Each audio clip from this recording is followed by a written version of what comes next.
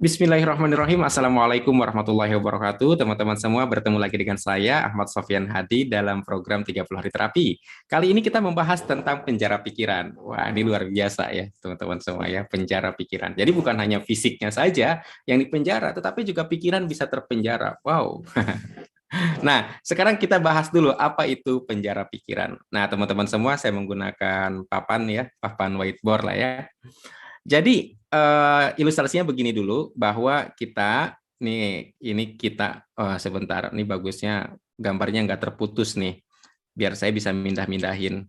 Oke, seperti ini ya. Kita sedang ada dalam sebuah perjalanan dalam garis waktu kurang lebih seperti ini. Nah, oke. Nah, ini kan kalau saya pindahin bisa bergerak nih teman-teman. Oke. Nah, kita ada dalam sebuah perjalanan teman-teman semua dari yang waktu bernama dulu menuju waktu bernama nanti. Oke, menuju waktu bernama nanti. Ini adalah fakta, ini adalah kebenaran. Kebenaran ini bersifat mutlak bahwa kita berjalan dari waktu yang bernama dulu, dulu kita ada di sini gitu ya.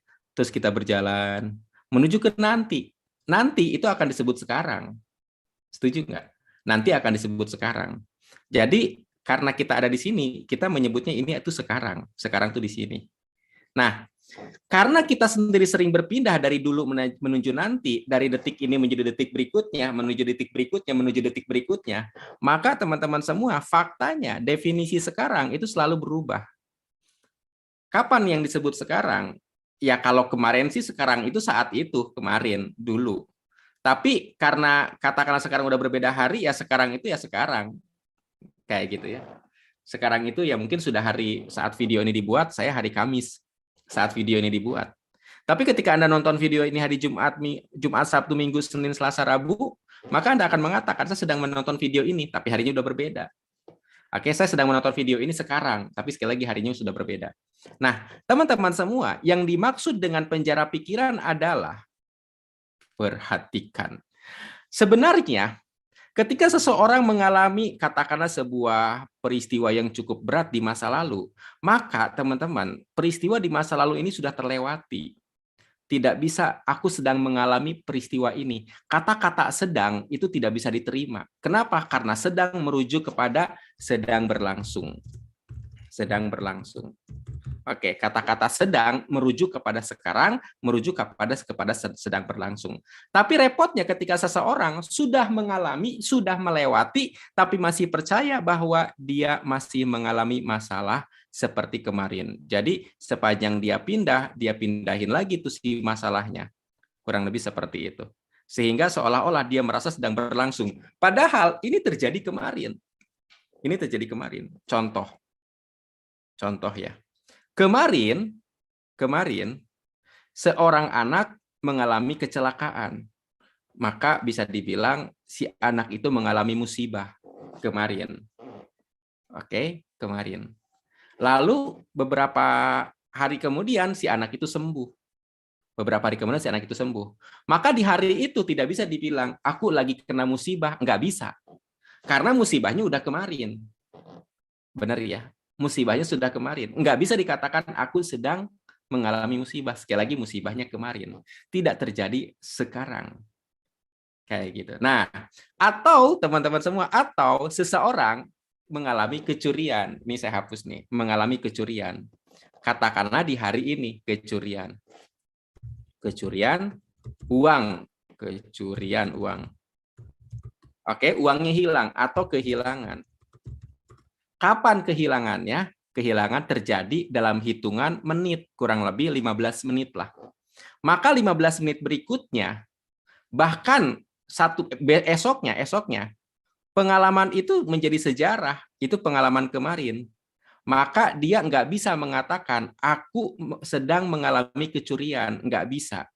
Kenapa? Ini sama aja dia memindahkan pengalaman masa lalu ke pikirannya, sehingga dia merasa sebagai korban terus-menerus. Atau kata-kata apa lagi nih? Aku lagi ribut nih sama pasangan. Oke, aku sedang ribut. Aku sedang konflik misalkan, bukan ribut ya. Atau ada lagi nih kata-kata yang seringkali dibawa-bawa, padahal sebenarnya itu terjadi di masa lalu. Misalkan nih, anakku sakit-sakitan, sakit-sakitan. Padahal sakit-sakitannya terjadi beberapa waktu dulu. Saat diceritakan anaknya udah sembuh, tapi si ibu mengatakan, jangan deh anakku mah sering sakit-sakitan, sering sakit-sakitan. Padahal dia menceritakan masa lalu, bukan menceritakan masa yang akan dia lalui. Bahkan saat dia bicara pun tidak sedang sakit-sakitan. Maka teman-teman semua, inilah penjara pikiran. Dia bawa-bawa keyakinan itu ke masa depan. Sampai di sini paham? Oke, pertanyaannya, yang disebut sekarang itu terjadi berapa lama? Kalau Anda sadar, yang disebut sekarang bukanlah beberapa detik yang lalu, bukan pula beberapa detik yang akan datang, tetapi 1 detik sekarang, itulah sekarang. Detik yang akan datang udah berubah lagi, udah berubah lagi, udah berubah lagi. Maka teman-teman semua, ada orang yang mengatakan, aku lagi bokek bro, perhatikan. Aku lagi bokek bro, maksudnya itu bokek itu nggak punya duit. Aku lagi nggak punya duit bro, sebenarnya nggak punya duitnya dia, itu cuma terjadi sampai detik dia bicara, tapi di masa selanjutnya dia nggak tahu. Masalahnya adalah dia bicara itu sambil berjalan terus ke masa depan tanpa henti, maka dia pun mempercayai kebokeannya ini, ketidak punya uangan, jadi dia nggak punya duit. Dia percaya dia nggak punya duit terus-menerus, sepanjang dia berjalan dia terus-menerus percaya kalau dirinya nggak punya duit.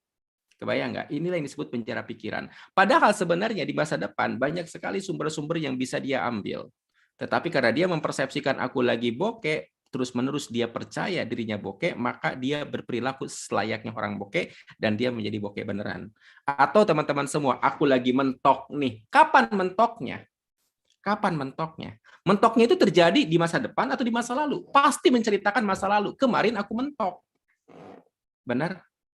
Tapi sekarang, wallahu alam, nanti mungkin akan ada gagasan-gagasan baru, kurang lebih seperti itu.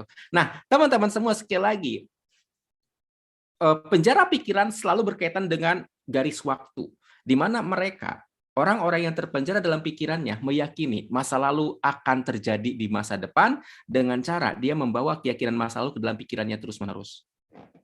Kayak gitu. Ini berarti pikirannya udah terjadi terus-terus aja kayak gini. Jadi, dia percaya bahwa aku lagi bokeh, terus aja sepanjang ini terus aja. Kayak gitu ya. Nah, teman-teman semua, saat saya menikah, income saya sekian, tapi saya percaya bahwa nanti saya akan bertambah, tidak akan tetap income saya. Nah, itu menumbuhkan keberanian. Nah, jadi kalau seandainya kita berhasil, teman-teman semua, melepas ini, maka kita berpotensi untuk mendapatkan pengalaman-pengalaman baru, ide-ide baru, misal, ternyata saya kaya. Nah, jadi bisa jadi ketika Anda melepas keyakinan bahwa saya bokeh, Anda mudah sekali memasukkan keyakinan ternyata saya kaya. Tetapi kalau seandainya Anda sangat percaya bahwa Anda ini lagi bokeh, maka begitu dikasih sugesti ternyata saya kaya, nggak bisa, ini bertentangan dengan ini nih. Maka teman-teman semua, Anda mesti keluar dulu dari penjara pikiran Anda untuk memasukkan sugesti-sugesti baru. Sampai di sini paham. Pertanyaannya adalah bagaimana saya keluar dari sugesti-sugesti itu, sugesti negatif dari penjara pikiran. Jadi gini teman-teman semua, ketika Anda ingin menceritakan keburukan, saya lagi bokeh barusan. Jadi bikin penanda waktu barusan, tapi sepertinya bakal berubah menjadi kaya nanti dan seterusnya. Perhatikan. Ini pernyataan yang benar. Saya lagi bokeh. Kapan? Barusan. Tapi sepertinya bakal berubah menjadi kaya ya, menjadi berlimpah nanti dan seterusnya. Oke, karena hakikatnya Anda tidak tahu. Hakikatnya Anda tidak tahu. Atau katakanlah saya selalu ribut dengan pasangan kemarin. Perhatikan. Jadi Anda pakai penanda waktu, barusan kemarin. Saya selalu ribut dengan pasangan kemarin. Tapi insya Allah di masa depan selalu harmonis dan menyenangkan. Perhatikannya, ini cara Anda mengeluarkan diri dari penjara pikiran. Saya selalu ribut dengan pasangan kemarin, tapi insya Allah di masa depan selalu harmonis dan menyenangkan. Jadi keyakinan-keyakinan Anda dilepas. bahwa itu keyakinan yang keliru. Nah, cara lain teman-teman semua, kalau Anda ngerasa, tapi kan aku kayaknya, oh ini aku lagi nggak punya duit, Pak. Sekarang pun aku nggak punya duit. Sebenarnya, ketika Anda mengatakan sekarang dan Anda sedang berjalan dalam pengertian Anda terus bergerak menuju ke masa berikutnya, maka sekarang itu nempel sehingga di masa berikutnya Anda juga terus nggak punya duit. Maka teman-teman semua, bila Anda ngerasa percaya sekali dengan tingkat keyakinan bahwa Anda dalam posisi yang menderita misalkan ya, cara menghapusnya gimana dari penjara pikiran? Nah, ini cara yang kedua teman-teman semua. Bayangkan saja, jangan dilawan, bayangkan saja betapa menderitanya Anda, lalu ucapkan, nah, saya terima, ya Allah, hidup saya ikhlas dengan masa lalu saya ridho dengan takdirmu, dan saya pasrahkan kedamaian hati saya kepadamu. Oke, ini lanjut dengan Ho'oponopono atau istighfar. Lanjut Ho'oponopono atau istighfar. Jadi sebenarnya penjara pikiran itu terjadi karena kita tidak menerima pengalaman-pengalaman yang di masa lalu, sehingga kita ketakutan pengalaman masa lalu akan terjadi di masa depan. Karena hakikatnya tidak menerima. Maka ketika kita menerima, maka ketakutan itu menjadi hilang sendiri, teman-teman semua, dan Anda bebas sendiri. Jadi perlu untuk membuat pernyataan, saya menerima. Saya terima ya Allah hidup saya ikhlas dengan masa lalu saya ridho dengan takdirmu, dan saya pasrahkan kedamaian hati saya kepadamu. Astagfirullahalazim, astagfirullahalazim, astagfirullahalazim. Berulang kali sampai Anda merasa lega. Oke, seperti itu. Nah, teman-teman semua, kalau seandainya saya boleh share, dari mana sih munculnya, misalkan nih saya mundur sedikit, dari mana sih munculnya keyakinan-keyakinan negatif itu, penjara-penjara pikiran itu? Kalau saya boleh share, teman-teman semua, itu awalnya adalah dari sebuah, nah, dari keluarga dan lingkungan membentuk sistem keyakinan kita. Makanya ada yang percaya sakit turunan, sifat turunan, nasib turunan, kebiasaan turunan. Nah, seperti itu ya. Jadi, bagaimana cara bebas? Tadi Anda mesti sadar dulu bahwa Anda sedang ada dalam penjara pikiran, lalu ucapkan kata-kata yang tadi, teman-teman semua ya.